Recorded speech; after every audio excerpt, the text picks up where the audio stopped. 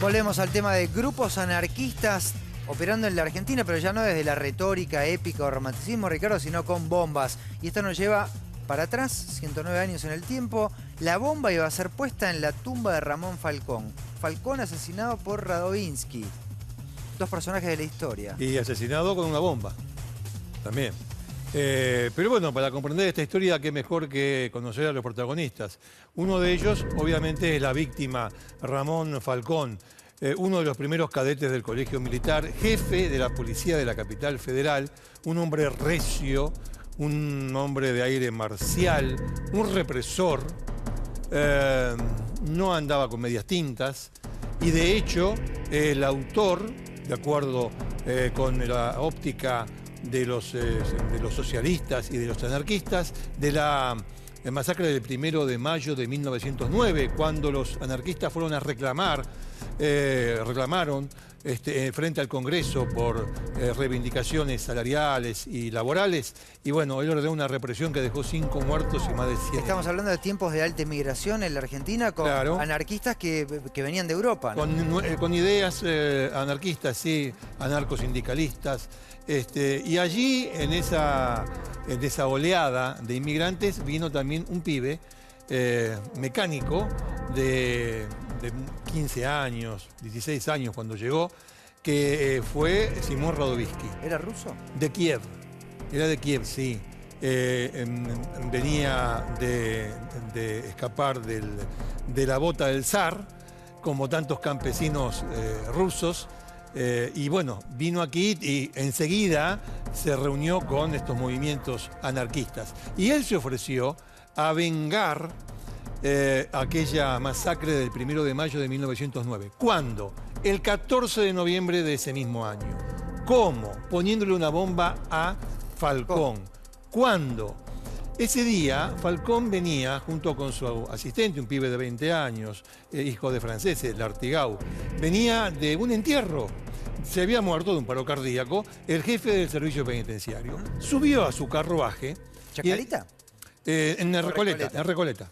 En el momento en que sube a su carruaje, ahí se acerca Radovinsky con una bomba y la deposita a los pies de Falcón. Esta es una no sé si foto de aguerrotipo o algo de la época, ¿no? De época, claro. Bueno, el carruaje quedó con un enorme agujero y volaron en pedazos, tanto Falcón como Lartigot, como su asistente. Le volaron las piernas a los dos, murieron desangrados.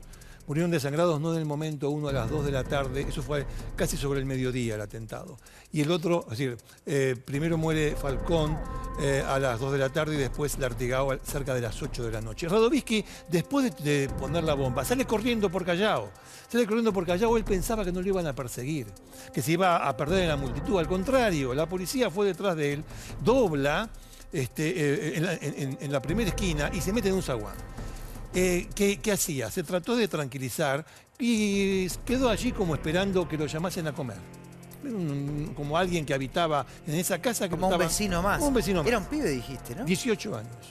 Los dos policías que lo venían corriendo lo ven y obviamente no se la tragan de que ni era un vecino ni que lo estaban llamando para ir a comer ni nada por el estilo. ¿Por qué? Porque estaba agitado. No daba más de haber corrido. Lo agarran y por poco lo matan ahí mismo. No lo matan porque vienen más policías. El hecho es que lo condenan a muerte. ¿Existía la condena a muerte? Sí, existía la condena a muerte. Lo condenan a muerte. La pena de muerte tenía excepciones. Una de ellas era que el condenado fuese menor de edad. Y él decía, yo tengo 18 años. Nadie le creía. Hasta que, parece mentira, hasta que vinieron papeles de Rusia, de Kiev, donde se atestiguaba que efectivamente tenía, en 1909, 18 años de edad.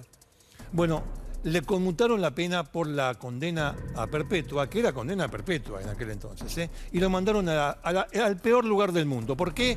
Porque era el matador de Falcón. A Falcón no se lo podía tocar. Lo mandaron a Ushuaia. En Ushuaia pasó 22 años. Al famoso penal. Al famoso penal del fin del mundo. ¿Cuánto tiempo pasó ahí? Casi 22 años. Más de la edad que tenía cuando entró. Exacto. Y es más, se llegó a escapar. Fue el primero que se escapó de ahí. ¿Cómo se fue? Se cuenta que amigos anarquistas pusieron un dinero para que un guardia mirase para otro lado. Y él pudo salir, salió caminando, vestido de guardia. Pero bueno, lo agarran los chilenos, el alerta se dio de inmediato, y a pesar de no tener los medios de comunicación de la actualidad, lo agarran los chilenos en Punta Arenas y lo devuelven. Le pegaban todo el tiempo, a tal punto que hubo denuncias de torturas contra Radovisky que llegaron hasta Buenos Aires. Se hizo una investigación, pero bueno, el asunto fue que en 1930 creció la idea de indultarlo. Creció al punto que lo indultó el presidente Irigoyen, ya en el 30, antes de que Irigoyen sufriera el golpe de Estado que lo desplazaría del poder. El primer golpe de Estado en Argentina, claro. Bueno, antes de eso, lo indulta. Vuelve a Buenos Aires en barco, pero no toca la ciudad, sino que de Buenos Aires hace una breve escala y se va a Montevideo. De Montevideo... Él siempre con conexiones con el anarquismo. Siempre. Sus primeras conexiones con el anarquismo fue con la Asociación de Panaderos de Avellaneda, que era fuertemente anarquista. ¿Vos sabés de dónde viene? ¿Vos te gustan las facturas? ¿Sabés dónde viene el vigilante? Los nombres. El Sacramento, por ejemplo. Bola de Fraile. Bola de Fraile.